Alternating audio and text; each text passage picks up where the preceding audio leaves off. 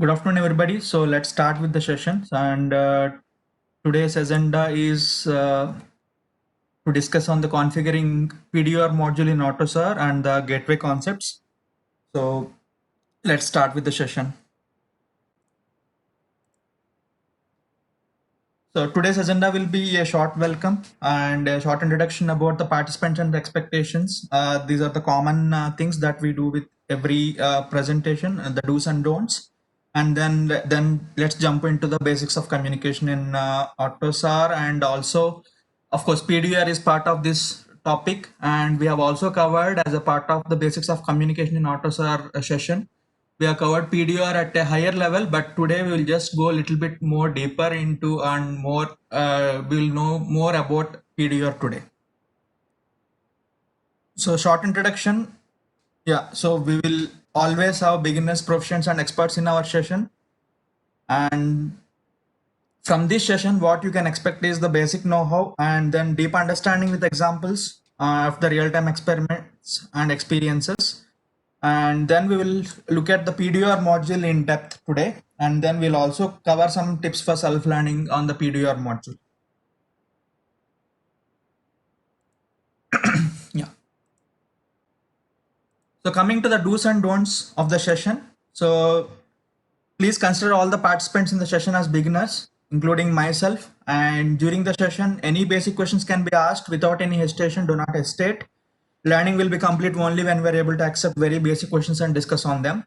And be proud to accept when our understanding is wrong, and be open enough to learn from others' experiences. Wherever, if I am going somewhere wrong, if my understanding is wrong, or you have a better understanding about that respective topic, you can always discuss at the end of the session that, okay, this is the thing, and then yeah, we are happy to accept.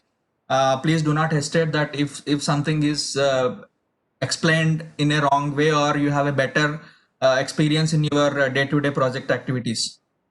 Please do not hesitate. Please let us know so that we can all learn from that. So coming to the don'ts part, do not judge any participant based on their questions and answers.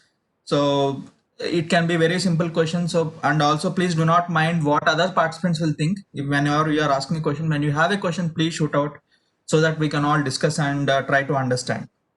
No exaggerations. We will not try to have any exaggerations in these sessions. We'll try to stick to the basics and all the facts, and we will only discuss based on the actual challenges that we face, irrespective of the theoretical things what we see.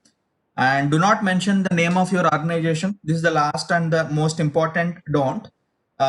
Whenever you are discussing about a technical topic, or whenever you are discussing about any issue what you want to understand, or how we can resolve that, so please do not mention any name of your organization or the OEM or your client to whom you are working, and also the stack names or any of these things, because for most of the companies this is one of the legal compliances and all those things. So please do not disclose any of your details there. Just let us stick on to the topic, and then let's please express the concern only on the technical topic. Please do not bring in any of the names here. So with this do's and don'ts, let's directly jump into our topic. So today's topic is PduR. The PduR stands for the Pdu Router. So the main functionality is to accept the PDUs from the lower layer modules and deliver it to the higher layer modules. So this is the main functionality of the PduR module. PduR also supports the routing of PDUs between different communication channels in the same ECU. So it's not only from a lower level layer to a higher level layer. So it can also happen in the same layer across different communication channels, which we will see a little bit detailed in the further slides. So if you look at the PduR module, the main important components or the main important attributes you will see are these three things. One thing is the routing path container, and every routing path container will have a source container and a destination container, nothing but the source PDU and the destination PDU, and the routing path explains the overall container. So these are the three important things, and from each of these things we have different points to discuss. So if we start with the routing path at the higher level, so the main important configuration parameter that we will be configuring is what is the communication type. And for a source PDU, we will have the PDU direction, whether it is kind of receive or transmit kind of things. And then in the destination PDU, again, we have different parameters like the data, how the data is processed on the transmit PDU, and how the data provision is done, how the data is provided. And again, the same parameter, which is for the source PDU, the PDU direction. The PDU direction is the parameter which is common for both source and destination PDUs. So, and then we will have also the PDU routing type. So now let us discuss about each of these parameters and how we will configure, and based on what conditions we will configure.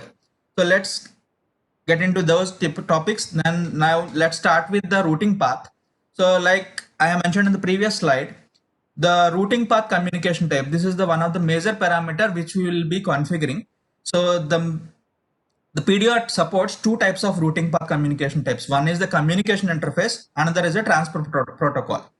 So if you look at communication interface, so this is a routing path which is used for communication of normal communication PDUs, like application PDUs. So wherever you are getting some information from your communication bus to the application layer, generally these will be the communication interface types.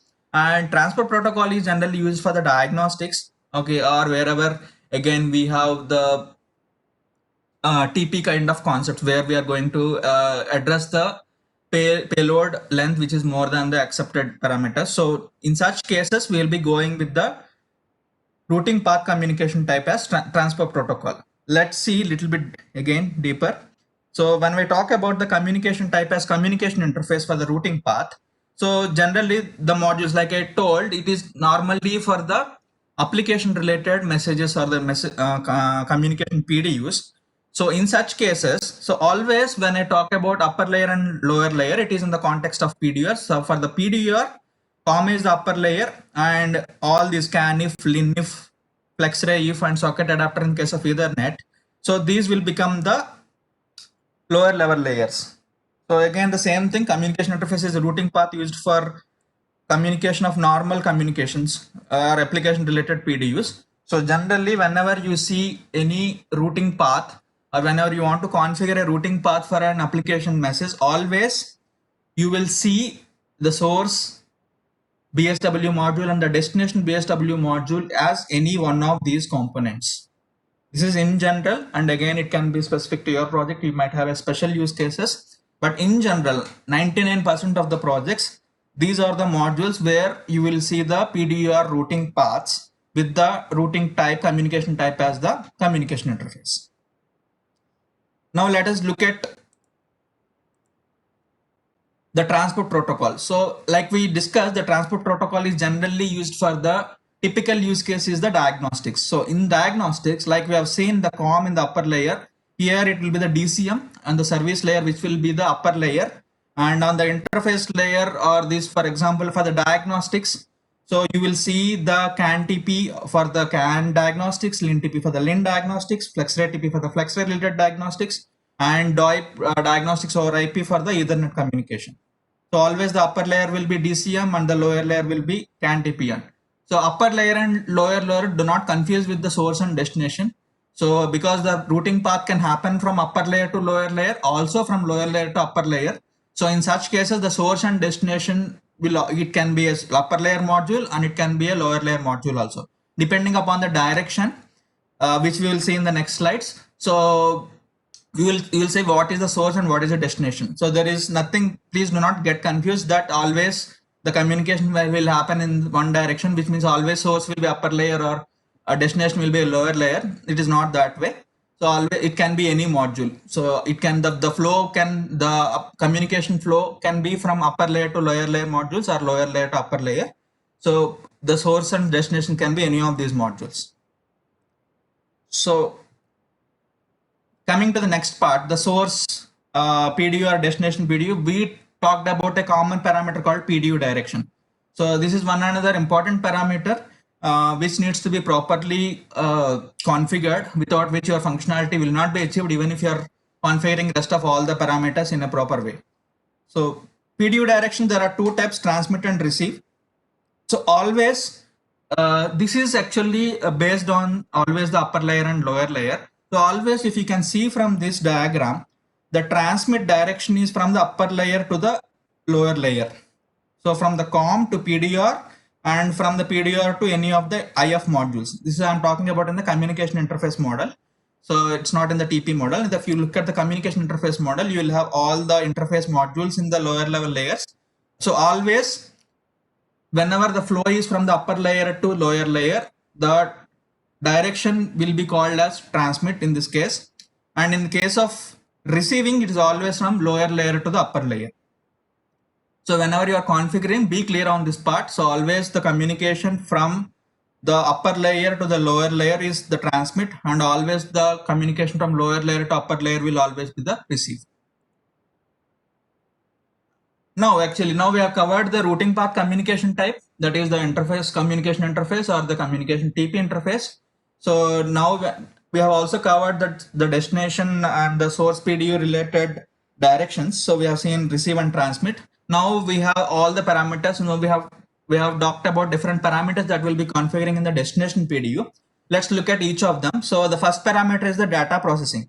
So for the data processing, this is like in general, if you look at the general sense of how the data is processed, so it is about the configuration in the destination PDU. So how the destination PDU will be processed. So there are two methods. One thing is the immediate processing here, and the other thing is the deferred processing. Immediate processing is as and when the data is coming from the source, it is directly processed as a part of the, we'll have in the PduR, we'll have the transmit and receive function related implementations. And generally, whenever either it is a receive or a transmit, if we configure this parameter, the data processing parameter as an immediate processing, then obviously without any checks, it will be processed as a part of our cyclic transmit and receive functions or triggered based functions. And whenever we configure it for a deferred processing, so this deferred processing generally it will not be part of the RX and TX functions. It will be part of the main function, wherein the data is actually compared with the previous buffered value, and then only if it is different, it will be actually passing the parameters. So there are definitely advantages and always disadvantages with any configuration parameter. So how do we decide whether I have to configure it to immediate or I have to configure it to deferred? So basically, when we say like, okay, I want to reduce the communication going from lower to upper layer or upper layer to lower layer by comparing with the previous value, but always keep in mind, so whenever you are configuring it to deferred, so it means that you are adding a new function implementation or algorithm implementation where you have to check with the previous value. So obviously it will have some adding of the time into your processing. So always whenever you configure it as deferred, you will have an advantage that there is no data overflow or kind of, a lot of data being communicated, even the repeated data being communicated, but you're always actually processing this data. So you're always doing a verification of this data. So in such case, you are actually going to consume more time here. So please do keep that in mind. And accordingly, as per your specific requirements of your project, you decide whether you want that to be an immediate processing of the data or a deferred processing of the data. And the next parameter is the data provision. So how the data is provided to the destination PDU. So there are again, from the standard Autosar, there are two methods. One thing is the direct data provision and the trigger transmit data. So direct data, what do we mean by direct data provision? Data to be transmitted or provided directly at the transmit request. So whenever there is a transmit request coming from the source, so this data will be processed. The destination communication interface may behave in two ways, either copy of the data directly or defer the copy to a trigger transmit. So these are the two possible methods when we select direct data provision. But whereas in case of trigger transmit, the data to be transmitted are not provided the transmit request, so nothing will happen with the transmit request. But what will happen is after the transmit request is received, then the respective interface module will have a callback function. So like for example, if you take CAN as an example, so the CANIF module will have a callback function to take care of this data. So always the callback function is triggered based upon the transmit request coming. So once the transmit request is received, then this callback function will be called and the CANIF module will process this data during this time. So this is how the data provision is segregated into two types, the direct and the trigger transmit. And again, it is based on your project requirements. You have to choose whether you want to make use of a direct data provision or a trigger transmit. So always be ensured that whenever you are adding some kind of callback functions or kind of some processing in the data, uh, please be aware that you will have some extra time consumptions for these processes. So be very vigilant. So if based on how frequently you receive this data or all those things, you have to consider the what configurations to be done for these two things, data processing and data provision. So it is specific to your use cases. There is no general recommendation. So every parameter has their own advantages and disadvantages. So based on what is that you want to achieve or what is your requirement, please try to choose the values for these two parameters. And going to the next topic. So the routing type. So the destination PDU routing type and the routing path. So here there are different cases. So that is the reason I have mentioned both the parameters here. So firstly, we are going to understand the routing path as communication type as communication interface. So for the routing path, the communication type is configured as communication interface, which means it is for the normal application messages. And now the parameter what we are going to discuss is inside the destination PDU, the routing type as configured as API forwarding. So PduR supports two types of routing type for the destination PDUs in the routing path. The API forwarding routing type is used for routing paths for the communication of the PDUs between upper layer and lower layer. This we have already seen. Typically in a project, API forwarding routing paths are used for PDU communication. It can be reception or it can be transmission between the COM, whatever we have already seen, and the communication interface modules, the CANIF and LINIF. This we have already seen. In projects where we have usage of IPDM, so whenever you have some multiplexed messages coming into the picture. So the previous diagram, what we have seen is the upper layer module is the COM and the lower layer modules are the interface modules for different communication types. So wherever you have a special use case of you, then you are using multiplexed messages in your project, you will have one more module called as the IPDM for multiplexed messages, and you also have the concepts of container PDUs, which is again a concept which is evolved to handle more number of messages together or simultaneously. So this is one another concept. Maybe we will discuss it as a separate session. Wherever you have such multiplex messages or container PDUs thing, we will have also the IPDM module. And in this case, the API forwarding routing paths are also used for PDU communication between COM and IPDM, and in between IPDM and the communication interfaces. So in case of multiplexed messages, what will happen? The PduR routing path will be there between COM and IPDM, so in both the directions. So COM can be a source or destination, and IPDM also can be a source or destination. So you'll have a routing path between COM and the IPDM, and then from the IPDM it will go to the communication interface like CANIF, LINIF, or FlexDrive module, or the socket adapter in the case of Ethernet. So these are the two things that will come extra when you have the routing of the multiplexed messages or the container PDUs. So we will see now. Okay, we'll go and discuss each of these things in a detailed manner. Let us look at from the diagram representation. So now again, the routing path communication type is communication interface, which means this is for the normal application messages, and the routing path or the routing type is configured as API forwarding. So like we discussed, the PduR destination PDU routing type can be two types. One thing is API forwarding and gateway routing. So API forwarding, if you see from the general perspective, it is just taking the data from the lower level layer and forwarding it to the upper level layer. So this is what we call it as API forwarding. And gateway routing is something like where it is actually not giving from lower level layer to the upper level layer. The gateway routing happens in the same layer across different communication channels. We will see how this will happen. So first let us look at the API forwarding. So API forwarding, as we have discussed, so this happens in both the directions. You can see the bidirectional arrows here. So it can happen in both the directions from the upper layer module to the lower level module. And always, like we discussed, the communication from the upper layer to the lower level will be considered as transmit, and the communication from the lower level layer to the upper layer is always considered as a receive. And here the destination PDU routing type is API forwarding. So where you are actually communicating the data from lower level module to higher level. And we have also discussed on the special use case of multiplex messages and the container PDUs. In such case, you will see one more PDU routing type between the IPDM and to the COM module. So the IPDM have a routing path. Again, it is over PduR. So over PduR, it will go to COM, or the COM can transmit over IPDM. So COM can have a routing path, COM as a source and IPDM as a destination. We'll have a routing path, and then from IPDM we'll have a destination. We'll have a PduR routing path to the interface modules. It can be to any of these interface modules. So that is all about the API forwarding. So now we have talked about the other routing type as the gateway routing type. So what is this gateway routing type? Gateway routing type is used for the routing paths for the communication of PDUs between different communication channels in the same ECU for gatewaying functionality.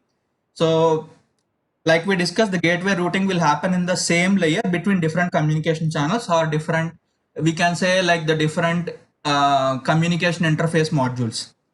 Typically in any project, the gateway routing paths are used for PDU communication, reception and transmission, both reception and transmission between different communication interface modules. That's what we discussed. So it will be between CANIF to LINIF, LINIF to socket adapter FlexRay, on any of these combinations.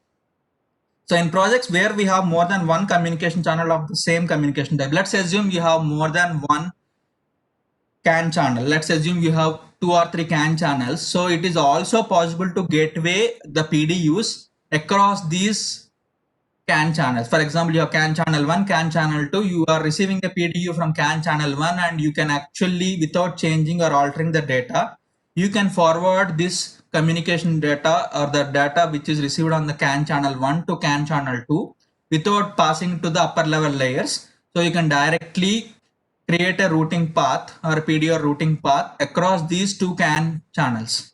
So you will have on the respective CAN channels, you can do this gateway. Gateway routing paths are also used for PDU communication between different channels of the same communication type. Yeah, that's what CANIF channel 1 to CANIF channel 2. So this is possible. So now let's look in that, let's understand this gateway routing using the diagram. So like we discussed, in case of an interface like we discussed, in case of an the routing type as gateway routing, so you will have the PduR routing paths between the interface modules and the COM. That is for the API forwarding, where the communication is happening between the upper layer module and the lower layer module. So now let us look at the gateway routing. The gateway routing, as you can see in the amber color here, you can also see the gateway routing happens in the same layer here. So between the CANIF to LINIF, and it can happen to LINIF to socket adapter, CANIF to socket adapter is possible. So it's like you are receiving a message on one communication channel, and you are actually gatewaying without altering any data. Directly you are gatewaying at the interface layer level, okay, EC abstraction layer level, to a different communication channel. So always this gateway routing at the PDU level will happen in the same layer, and it is below the PduR. So there is also a signal gatewaying concept which we have discussed in the COM when we are discussing about the COM. So that is at the signal gatewaying. So that will happen in this layer, in the service layer. So whenever we are talking about the PDU level gatewaying, so it is always the below the PduR module, and generally on the this interface layer module.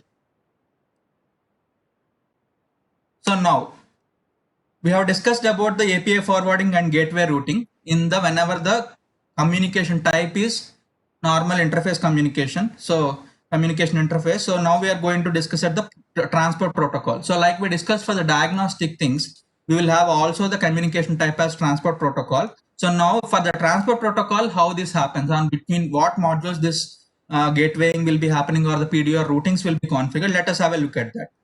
So PduR routing paths for diagnostic services will also support API forwarding or gateway routing as destination PDU routing type. So even for the diagnostic services, we can have API forwarding on the gateway routings. So typically in a project, the API forwarding routing paths are used for TP-PDU communication. It can be for both, again, reception and transmission between the DCM as the service layer module and the communication TP modules. Instead of the communication interface modules, For the diagnostic perspective or the communication type as transport protocol, we'll have the TP modules for the respective communications like CAN TP, link TP, DOIP or FlexRay TP. So also in any project, the gateway routing paths are used for TP PDU communication, again reception and transmission between different communication TP modules. So now again, apart from the lower level module to the upper layer modules, so between the CAN TP and the DCM, so we also have the gateway routings possible between again different communication channels. So for example, the diagnostic request is received over Ethernet on the DOIP, then you can also actually gateway it without even transmitting to the DCM layer, not transmitting to the service layer. So you can actually gateway it to the directly from DOIP to the CAN channel, or directly to the link channel, or directly to the FlexRay channel. So in projects where we have more than one communication channel, for example, again we have discussed like more than one CAN channel. So you have, let's say, two CAN channels, CAN channel 1 and CAN channel 2. You can have the gatewaying between two channels. So you can receive the request over one CAN channel and you can pass it on to the other CAN channel. So let's have a detailed look. So the same thing, whatever we have discussed in the previous slide, let's have a detailed look over a diagram. So now if you have seen, the routing path is communication type as transport protocol. The destination PDU you have the routing type as API forwarding or gateway routing. So these are the two cases possible. So in case of API forwarding, you can see the black related arrows here, bidirectional arrows. So where it can happen between the CAN TP module to the DCM. So it is between a lower level layer module and a higher level layer module. So now in between, the PduR comes into picture. Wherever it is in case of a gateway routing, so you will be having the routing paths as a source or destination with the same layer modules, that is the CAN TP, link TP, DOIP or a FlexRay TP. So again, this is the same thing. So the communication from upper layer to lower level layer, it is transmit. From lower level layer to the upper level layer, it is always the receive.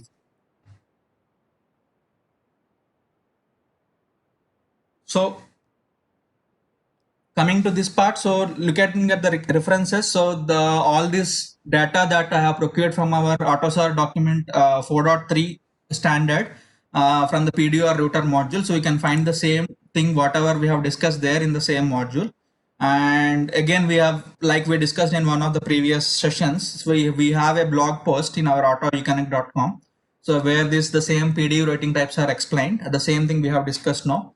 And the next thing is, anyway, we have the general document search where you can go through the different modules. And even in PduR, whatever we have covered now is actually very less number of, at a high level, at a very high level, but all your communications requirements can be satisfied only when we have this PduR module configurations coming properly. So like in some of the projects, you can see you will get this design completely from your communication extracts.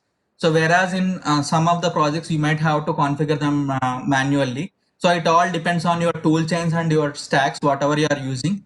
And also these parameters, whatever we have discussed, for example, if I go to the very beginning slide where we are talking about that these are the parameters that we are going to discuss today. So when I talked about these parameters can also be different for different stacks and for different stack suppliers. So some stacks may support this, and also it is also dependent on your standard. So if you have taken Autosar 3.0 standard or anything before that, so you might not see all these parameters. So these parameters are actually introduced or supported from the later versions. So I have taken 4.2 and 4.3 as the standard here. So you will see these parameters in 4.2 and 4.3 supported stacks, and again based on your stack supplier. So if their stack is supporting the processing of the data or processing of this routing paths with respect to these parameters, then you will see these parameters in your stack and your tools. Otherwise, you may not find them. So these parameters can vary from so can vary from each stack to stack, and also each Autosar standard versions, whatever you are using. Okay, so So be aware about that. So and the best thing is always go and refer to the Autosar SWS document. So all these explanations I have taken it from the Autosar SWS document. So you will find all these details much more, and again you will see a lot of recommendations or kind of standards which have been mentioned in the Autosar SWS document for these things. So please go through them, and if based on the parameter, for example, when you are having a respective issue in your communication where you feel that there are some timing related issues and all those things, please ensure that these parameters are properly configured, and wherever you feel that the communication is not flowing properly from upper layer to a lower layer, again it is recommended to check the PduR configurations and also how the upper layer module is triggering the data or transmitting the data, and how the lower level module is processing this data. Same in the case of receiving, so how the lower level module is processing this data and how the upper layer module is actually trying to receive this data. So it can be sometimes a direct communication, or sometimes it is expecting a kind of a callback function, so which may not be triggered. So all these are different types of issues that you may come across in your day-to-day situations. And the last one is, which we haven't put any content in this diagram, because that is actually not a regular use case. So the regular use case terms are whatever we have discussed. With respect to the other important parameter is kind of a TX confirmation topic. So TX confirmation is one another parameter in PduR module, where, for example, in case of a transmission, when you are transmitting data, so like we discussed, the transmission always happens from upper layer to the lower layer modules. Whenever you are transmitting something from your application and then it is being sent over COM, so if you want to confirm that okay, the data has actually been properly reached the lower level modules, the driver modules where it is given to the bus, so you can actually make use of this TX confirmation option, where you can enable this option and you will have the TX confirmation related flag set whenever it is handed out from one layer to the other layer. So, and finally you will receive that okay, the TX confirmation that it has finally reached the actual communication related driver module. So this is possible, and it is again, like I mentioned, this is specific to your stacks, whatever you have, and then again the Autosar standards, whatever you are using for your project. So some options might be available, some options might not be available. So please check your standard Autosar standard, which Autosar standard is your module, and again what is your respective stack supplier, whether your stack supplier is supporting this functionality or not. Wherever it is not supported by the stack supplier, but you know how to do it, always Autosar allows you to configure a CDD module which performs this operation. So you can actually manually implement all these things as a form of a CDD, wherein you don't have the possibility to implement or enhance your or upgrade your Autosar version for your respective module. Always there is a solution called a complex driver implementation. So based on your requirement, if you feel that is very much important and you do not have the opportunity to upgrade your communication stack or your respective module stack, so you can always opt for the CDD implementation, wherein you can take references from your Autosar SWS documents, and then you can have you have your own actual implementation. And I think one thing which was requested over this the messages is that the signal routing types, to explain the signal routing. So signal routing is inside the COM. So for example, so let me explain the signal routing. So signal routing is something like where you are receiving one PDU from, let's say, your CAN channel 1. So you are getting a message, and any message, so CAN message, it is of 8 bytes like we all know. Let us assume inside that any PDU will contain again signals, and let us assume in this, for the sake of easiness, so we will consider each signal as one byte. So you have 8 signals and each signal of 1 byte, and let us assume the first ECU is, let's assume it is a powertrain ECU, and it is giving the data to your body control ECU. So this data actually the powertrain module will be processing 2 signals in this complete PDU. It knows only about 2 signals. Okay, let's assume these 2 signals is given by powertrain, and then once this PDU, for example, always it is received at a PDU level, which means all the 8 bytes or the 8 signals are received in the content, the packet format called the PDU. Okay, so the PDU is received with all the 8 signals, and out of which 2 signals are valid signals, which are actually filled in by the powertrain module, and the rest signals are invalid or just initialized with zeros. So now once the body control ECU receives this information, so what it will do is it will process these 2 signals. Okay, whatever the signal 1 and signal 2, whatever is received from the powertrain ECU, these signals are actually processed by the body control ECU, and let us assume it has now the values, the valid values for the rest of the 6 signals.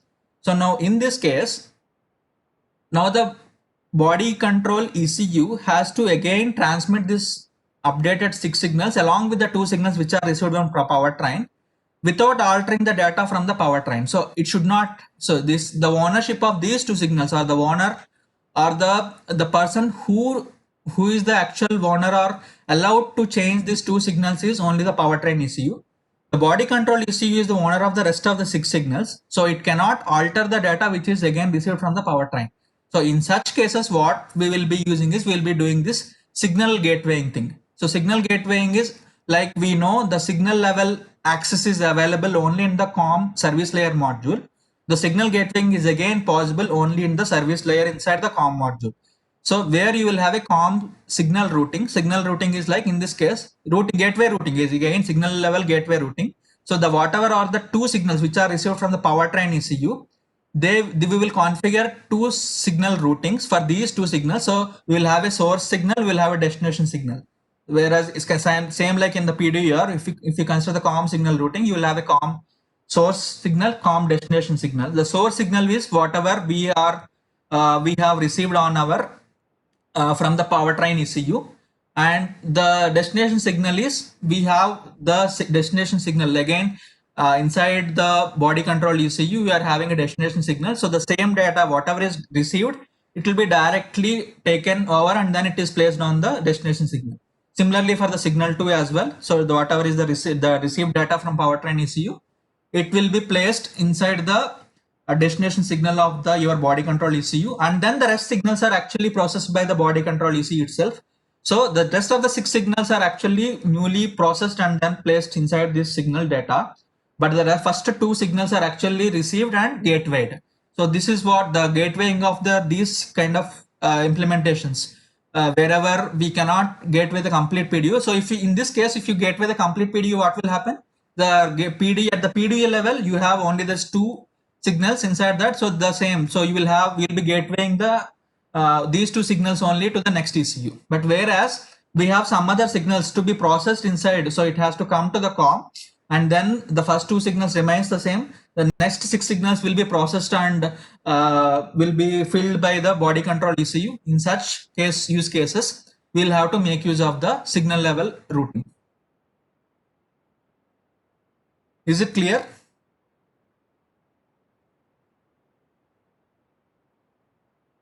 Yes. Yeah. So this is the signal routing. So the difference between, so the basic thing is like you have 2 gateway routings. One thing is at a PDU level, the other thing is signal level. PDU level gatewaying is implemented or processed with PduR module, and signal level gatewaying is processed by the COM module.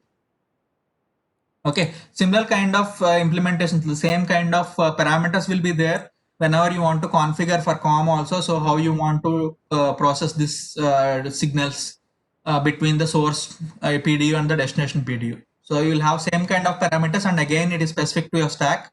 And be also clear that again these options of signal routings and all those things might be available with your stack, may not be available with your stack. And like I always suggest, yeah, you can go for a complex driver implementation wherever some known features are not provided by your stack. So even if you go for any implementation, or if you go to any service provider, the only recommendation that you will get is either to update your stack to a latest version, or the toolchain whatever is supported by them, or you can manually implement your CDD module so that you can still achieve the this feature without disturbing or touching any of your existing stack modules, stack versions. So I think on a high level, yes, we have covered the PduR module.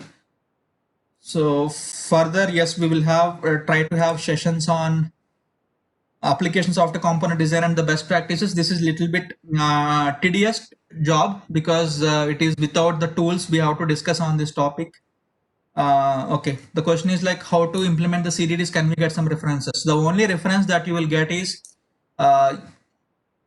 so like we are discussing, so there are it is actually not a direct method, it's an indirect method. Okay, so even for the signal routing or PDU routing, so it doesn't matter. So always the thing is like now we have discussed about this what is the actual functionality behind the signal routing. So now you know that, for example, if you take at a COM level, so now let us assume, let's discuss this use case of COM signal routing. So you know that you have the signals available in the COM. So now you have to fill in this. For example, if you look at the stack implementations and the manual codings, whatever we do, stack implementation is nothing but the module is actually developed to have some configuration parameters and generate the code based on your configurations. So this is the simplest way of explaining on what are your tool chain suppliers or your stack suppliers doing. So similarly, so it's nothing but finally the code is generated in the normal our C code format or C++ code format. But if you look at what this tool is doing, it is taking the inputs from you and then it is just filling the places where these parameters can make a difference. So that's what. So similarly, if you want to implement a CDD module, it's the same thing. So wherein whatever is the implementation, that you have inside the signal routing. For example, in signal routing, what we are doing, we are taking the data, whatever is coming from the powertrain ECU, and then actually directly putting onto the destination signal. So it is as simple as it can also implement it as simple as making the destination signal is equal to the receive signal. So without looking at any of this data, and if you want to have some kind of implementation where you want to compare the data, where it is like the immediate or what we call deferred way of processing it, again it is up to you. You can have an algorithm just to compare the data, store the previous data and then compare the data, and then rest of the signals you fill it, and then you can actually manually transmit instead of using the standard communication transmit. So you can have your own transmit where you will be filling this payload data, and it is actually very common application. If you have worked in the previous Autosar versions, you will have all these kinds of implementations, but now they are actually automated in the latest versions of these stacks. So if you have started working in the previous versions of the stacks, and now if you look at the latest versions of the stacks, whatever you used to do manually, that has been actually been automated and provided as a part of the stacks nowadays. So it is like more towards automation of the things. Okay, so all these stacks thing, and in a standard format, like earlier each person used to have their own implementation or their own way of implementing these features, but now whenever it is brought under the Autosar standards, it is standardized with some well working or well proven implementations taken from all of these major the Autosar stakeholders or the Autosar owners or the main OEMs. So all of them come together and they will identify a best way of doing it, and then they will make it as a standard, and the same standard is brought into what we brought as one of the feature of your stack supplier.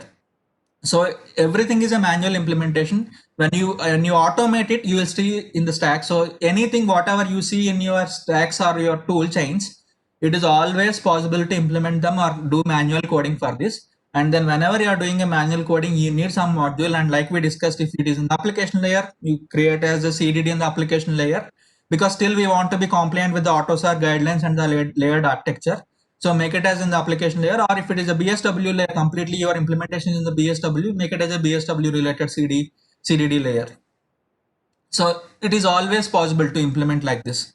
So even if it is a PDU level gatewaying or if it is a signal level gatewaying, if you have the latest stack, you just configure this and generate the code, and what if you look at the generated code, you will understand what is that it is doing. It will have, so based on the different parameters how the code is getting generated, you can always try implementing a CDD module with the same implementation. You can delete the implementation that is generated from PduR or the stack supplied modules, and you can still check whether the same implementation is made possible with your handwritten code or your manually configured CDD module. So this is the best way if you want to learn on how you can implement CDD modules.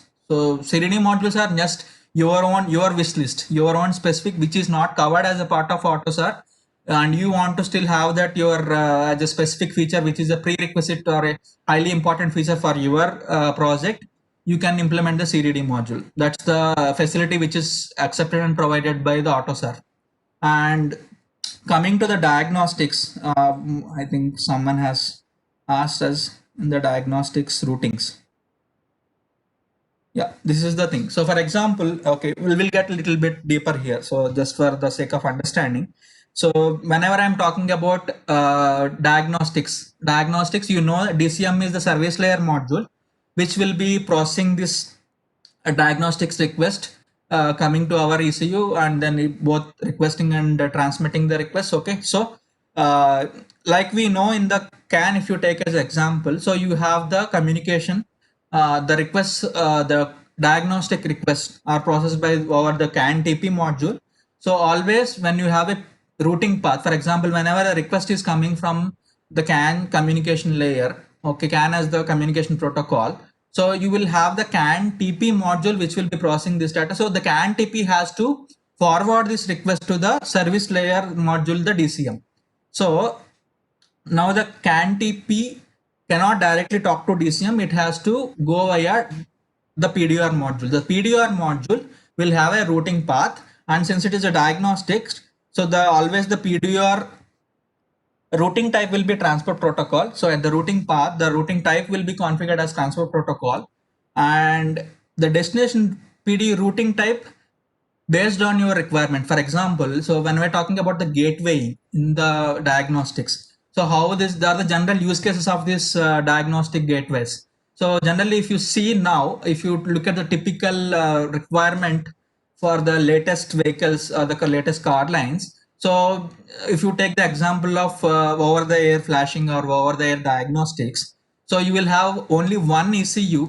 Generally, TCU is the module, the TCU is the ECU which will be supporting this connection to the Wi-Fi or the internet or communication over the for the over the air flashing and the diagnostics. So this TCU will get this request, and then TCU is on Ethernet. So over the Ethernet, so always we will have an Ethernet switch between your ECUs. So from for each ECU to communicate with the other ECU, the communication is always taken care by an Ethernet switch. So let us assume you are receiving your request, the diagnostic request from the TCU to your ECU over Ethernet. So now your ECU has received this over the DOIP, because like we are talking in the case of Ethernet, the lower level module will be DOIP. So from the DOIP, now there are two possibilities: whether the request whatever we have received is internal to our ECU, so which means the request is to process some function or for some implementation inside our ECU. You want to read some data from our ECU. In such case, it is an internal request. So in that case, we have to give it to the service layer DCM module. Whereas you might also have to implement the gatewaying functionality, because now let us assume in your ECU, you have some ECUs which are connected to you over CAN, but they don't have any Ethernet communication. So in such cases, still we want to perform, we'll be able to perform the flashing over the air, because at least one of your ECU supporting the Ethernet, and then from this ECU you can actually gateway the request whatever is coming to the other ECUs over CAN or LIN or FlexRay, and then again the other module will respond you over the CAN, and again even the response you will be actually gatewaying back. For example, now the situation is like the received request has come to the DOIP over Ethernet, and now you have gatewayed it to the CAN over your CAN channel interface to the other ECU which is connected to your ECU. And now that there is a response, so in such case you will have the response as a receive, so on the CAN, and then again you can gateway that response to DOIP, and from the DOIP it will go to the switch, and from the switch it will go to the TCU, and from the TCU it can go to the respective the server. Okay, so we cannot consider it as a TCU. Generally, whatever is the ECU that has the connectivity to the server, so that ECU will actually transmit the response back to the person whoever is the tester. Let's say consider as the tester here. So similarly, whenever we want to, for example, in case of internal message, let's say the request is for internal, it is specific to my ECU.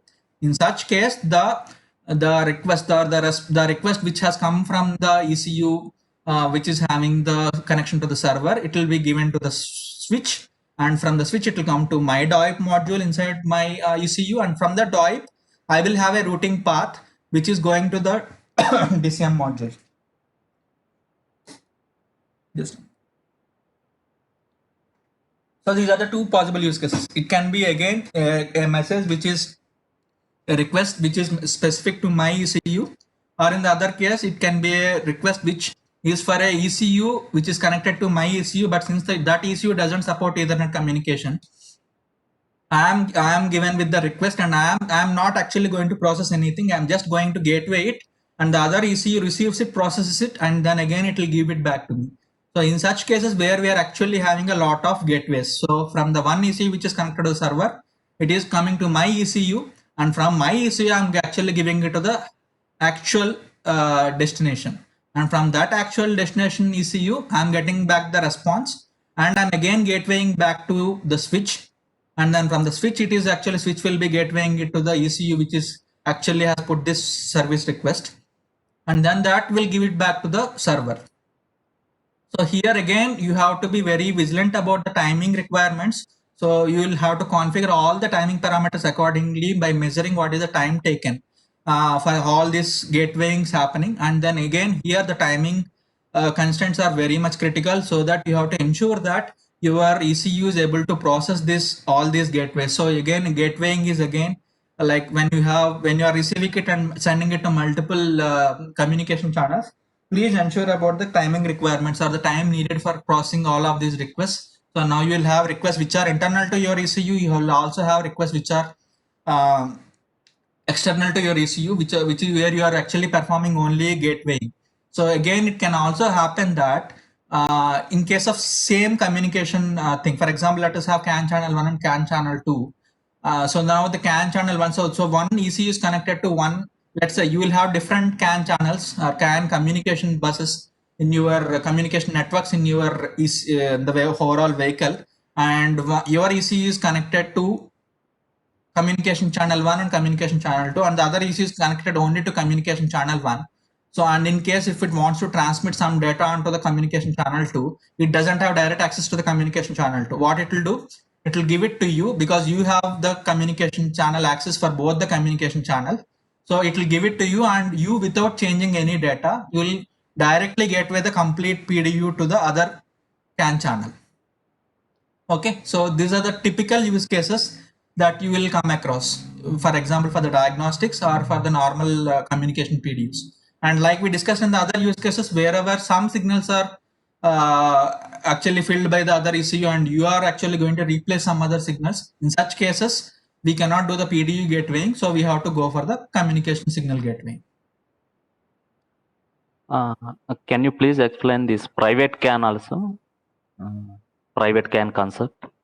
Private CAN concept is again a different concept. I think we will need a separate session for that. So let us not bring it in here. So it will be too much. So I will try to see schedule a separate topic discussion for that. So it is again very specific to some of the projects and also not widely used. You're talking about the messages internal request internal to my ECU, you are calling it as, or you are talking about the actual private CAN concept? Private CAN concept, when the one controller is connected to private CAN, and how to reprogramming that controller at that moment. Yeah. Because So we don't have a global access, and when we are giving as a programming request, it will be past the layer. Understood. Understood. So I will cover this as separate concept. Yeah. So because this is again specific to some vehicle requirements, and this is not commonly or generally or widely used concept. Okay. And Got it. again, this private CAN concept is a concept which is has to be very implemented carefully. Okay. So again, this is at a vehicle network level design related topic, which we'll cover it as a separate topic when we are talking about this different types of CAN channels or different. Because again, in the CAN as is a very big topic, and in the last session we have covered only at the high level on the different generally or widely used configurations. But as we go into the each of these concept, we have different types of CAN communications and how they are used in different projects. It is different, so that will cover it as a separate session. Yeah. Okay, no problem. And one more, my small question is regarding whenever your diag having a only small data, at that time also CAN TP is mandatorily required or CAN IF is sufficient? So generally, if you look at the general way of implementation, so you see for diagnostics generally we'll make use of the CAN TP, correct, right? Okay. So if, for example, it is all dependent. So is it specific to your ECU, or it is like again you are including the complexities of having multiple what we call gatewayings and all those things, or based on all these things, yes, we can take a call. So but if you see, what is your general observation in any of the projects you would have worked, so whether they will use CAN TP or they'll use CANIF? I always seen that without CAN TP, I never seen any diag message flowing. Exactly. So because Exactly. without measuring all the designs, what I've so far in my 13 years experience, Correct. but I have that open question will be open for long time Always. onward. Exactly. So now if you see again on the CANIF and the for example, in case of normal communication and the diagnostic communication, let us put the length of these PDUs as a separate thing. Okay, let us, if you look at the context of how diagnostics works and how the normal communication works, diagnostics, you see that there is always a request coming, and then the one person is actually processing this data, and yeah, we can use the CAN TP for application PDUs also. Wherever the data length is more than the supported data, you will be making use of the CAN TP to answer that question. And coming back to this topic, so now, yes, for example, if you look at the way how the data is communicated from one layer to the other layer, when we are using this CANIF, for example, if you say CANIF and CAN TP, so there are two things. For example, it is the request and response based communication in case of diagnostic, and also there are other timing parameters that are need to be satisfied, and also other diagnostic related parameters between the for the communication between the master and the slave. So you always have some parameters. Okay. Whereas you will not have these kind of what we call implementations in the CANIF when you are using the CANIF module. So when you are actually trying to satisfy the general diagnostic requirements, so it is always the general practice is to make use of the CAN TP module to answer that question. So, and if you ask, okay, is it like, since it is a CANIF communication, so if you see the CANIF communication, so you have a main function which will be processing the data for each channel, and then it is giving to the upper layer. Okay, whereas in this case, it is like specific to each and every request. So you are processing a request.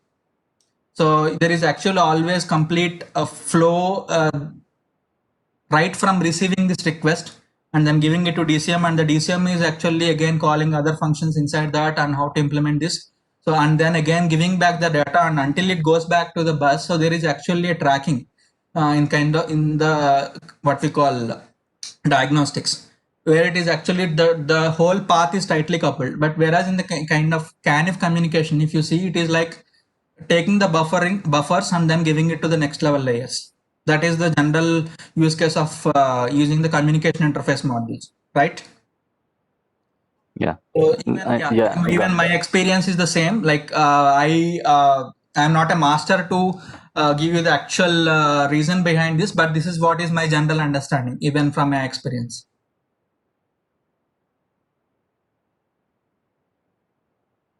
Thanks for This clarification.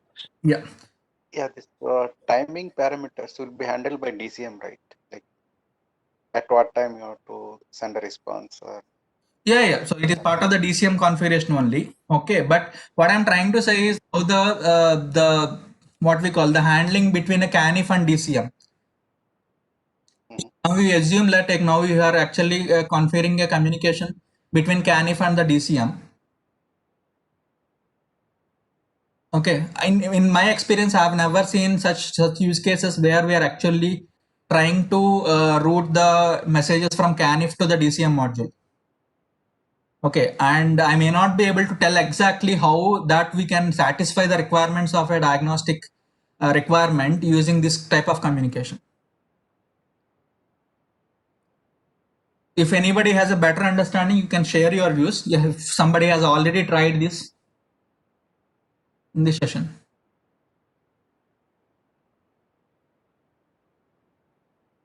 Has anyone tried this kind of thing? There's no problem. So nothing to worry. Like even if you haven't or if you haven't done, yeah, actually. So if you are really interested and then want to go deep dive there, yes, we can try it, and you can share your understandings or observations with the rest of the team members. Yeah, this question will be there for me long time because one way we will say that CAN-TP is only required more than one frame. But in the diagnostic perspective, CAN-TP is always present. So that's why. So there will be answer. Maybe none of us there in this session might not be able to resolve it, but yeah, there might. Shri, Yeah. Sorry to interrupt. My understanding on this is so for diagnostic related messages, we have a separate range of CAN IDs. Yeah. So mostly all these CAN IDs, it's configured as CAN TP because most of these CAN IDs follow the 15765-2 related communication. So the protocol frame format is fixed for these type of communication for diagnostics. Maybe that's the reason all the diagnostic related messages were configured as CAN TP. Yeah. Because the tester. Yeah.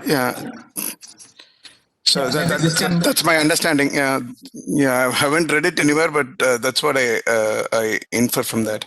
Yeah. Maybe a level communication level architect designer, they might have a real answer for this or actual answer, because even I know that whenever I discuss with some of the colleagues who works on this design level, so they say that it's standard recommended by the Autosar. But yeah, like I'm mentioning, I will have to say like, okay, I do not have the direct experience on these things. So let me not confuse you people there with that. So I would prefer say like if you want, you can actually go through the documents, the ISO standards, and then you can actually check what is the recommended, or how is it a constraint that it should always be a TP message, or it can also be a CANIF message, but with some extra implementations.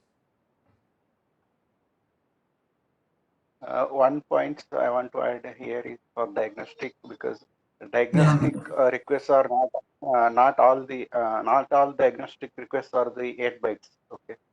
Yeah, obviously. Like programming and all more than 8 bytes. It will be hundreds of bytes, and even for when we go for the regular use case of any flash programming related diagnostics, those are always more than 8 bytes of data, and then they are actually segmented by the CAN-TP module. Yeah, even for DTC also sometimes it is more than 8 bytes. The general use case is always more than 8 bytes. So only for few things you will see the payload as less than 8 bytes. In such case, I guess the CAN-TP will come into picture, right? Yeah. So now the question what we have started is, it's an interesting question. What we have started is, when we have less than 8 bytes of data, can we make use of CANIF? So like I mentioned, in my experience, I haven't seen any such implementations. So I just left this question open to the forum. It's okay to give out your opinions and give out your understandings about that. Okay, I think now we understood. So this is like in general, yes, maybe it can be one of the standards for the diagnostic configurations from the Autosar level. So let us see if we find an answer. Yeah, we can also discuss this as a part of one of our next sessions if I find some answers meanwhile. Anything else connected to this PduR module? So, or we can close the session if we have no further doubts.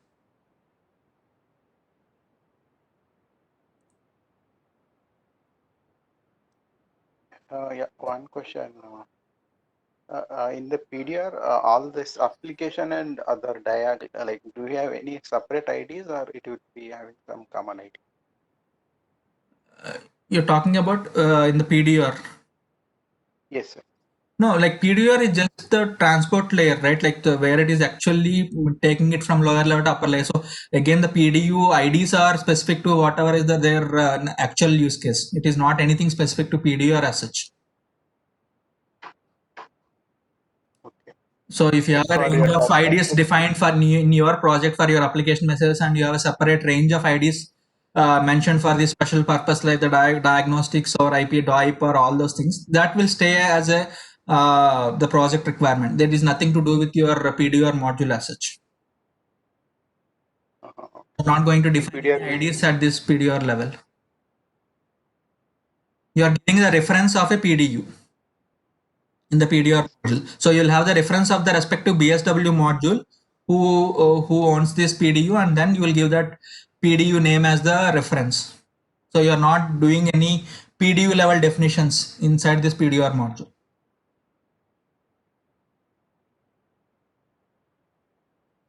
That clear? yeah. Yeah, thank you.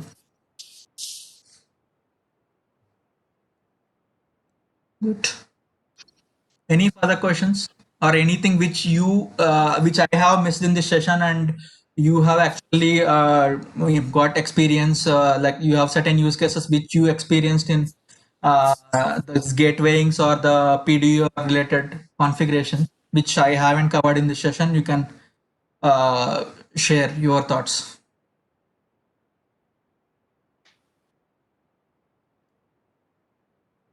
Cool.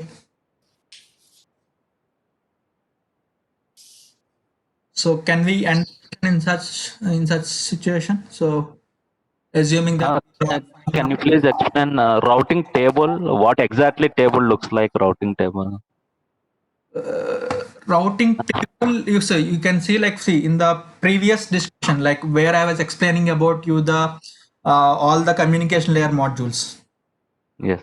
So you have one slide for the PduR. So there I have explained about what is a routing table contains. So routing table will have the PduR BSW modules and BSW module references and then exclusive area definitions and all those things.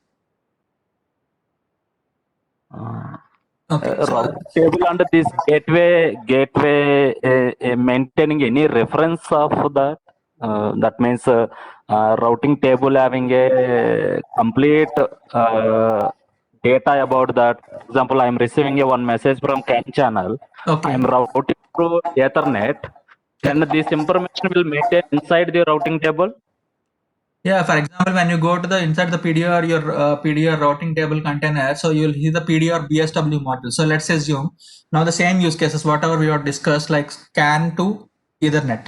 So that is what is the use case you have discussed, correct, right? Yeah, yes. PDU between CAN to, so the inside, so in the BSW modules, now you will definitely need to mention to the PduR that these are the two modules you are going to interact for this particular use case, which means you will have to give a reference to the BSW module CANIF, and you will have to give a reference module for the socket adapter in case of Ethernet. Okay, so you will have to give the BSW modules references as socket adapter and CANIF, and again you will have to also mention at the routing table level, so whether you are going to make use of this component as a receive as a destination PDU reference, or you are going to make it use it as a source PDU reference. So whether you are going to transmit the data for this module or you are going to receive the data for this module. So this we have to also mention in whenever you are giving a reference to the BSW module. So whether the BSW module is on the receiving end or on the transmitting end.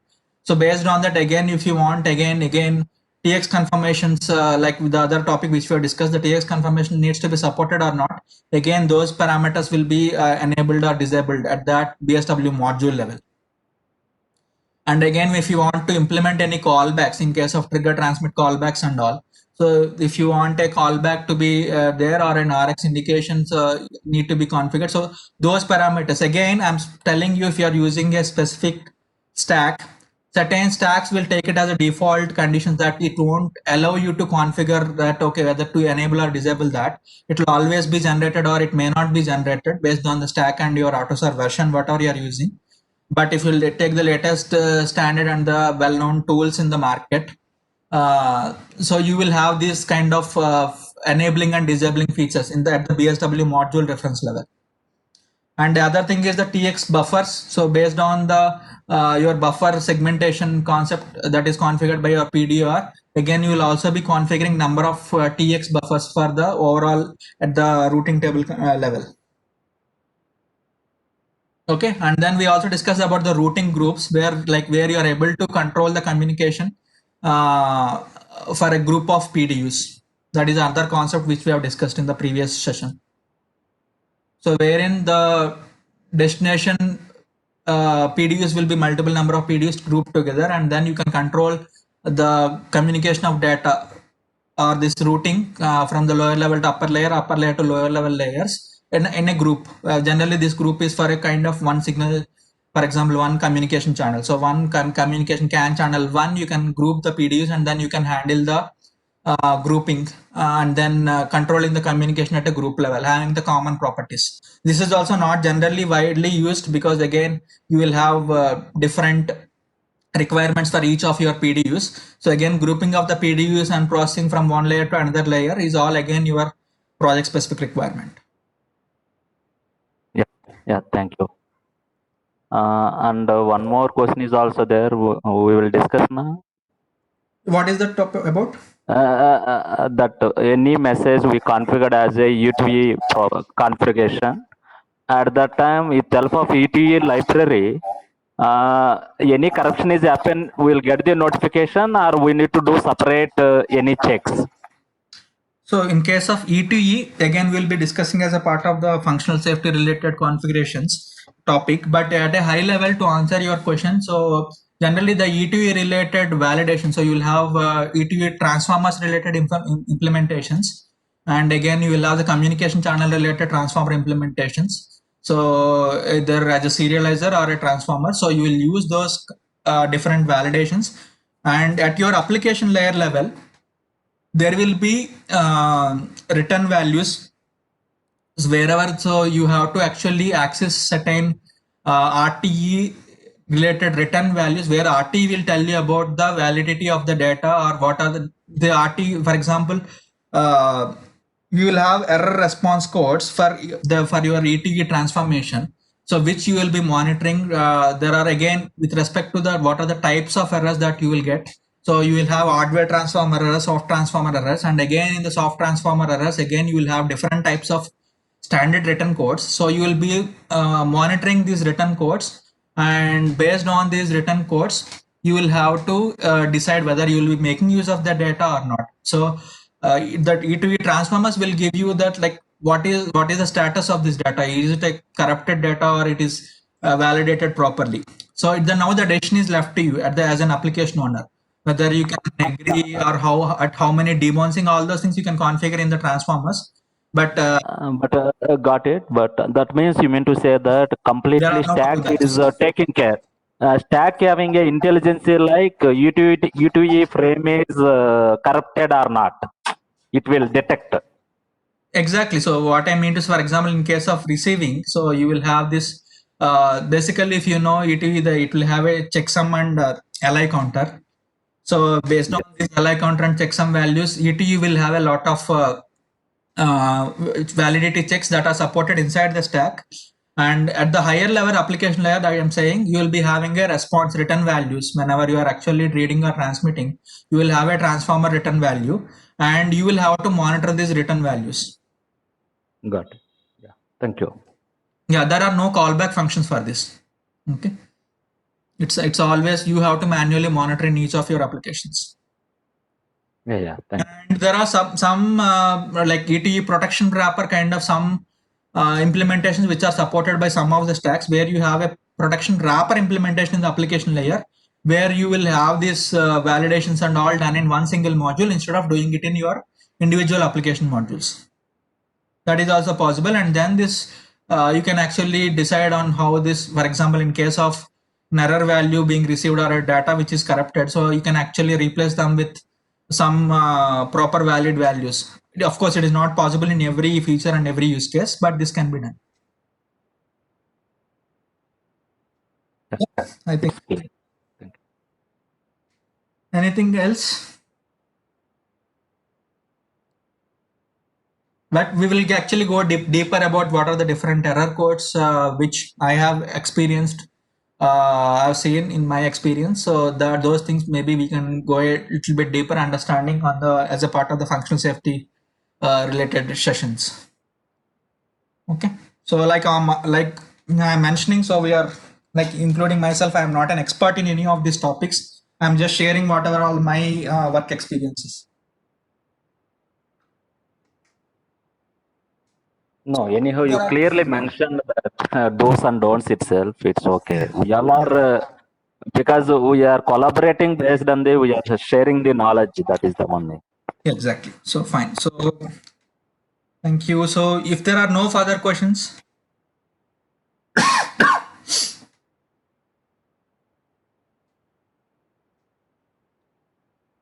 fine. So in such case, okay, then I will we will let us call it a day, and then we can close our session.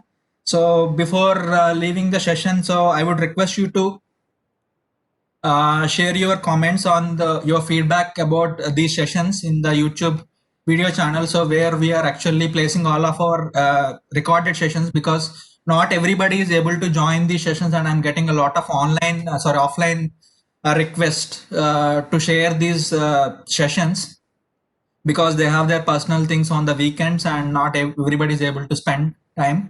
So we are recording these sessions, all of our sessions, including the question and answer session, what we are having at the end of these things, so that there is nothing wrong in sharing what we are discussing here, so that everybody or some people can be benefited, and they can get some offline answers from these sessions. So please encourage your colleagues and friends whom you feel that they will be getting benefited with this our session, so that they can directly join our sessions, and also you can ask them to subscribe to our YouTube channel, where we will be placing all of our recorded sessions.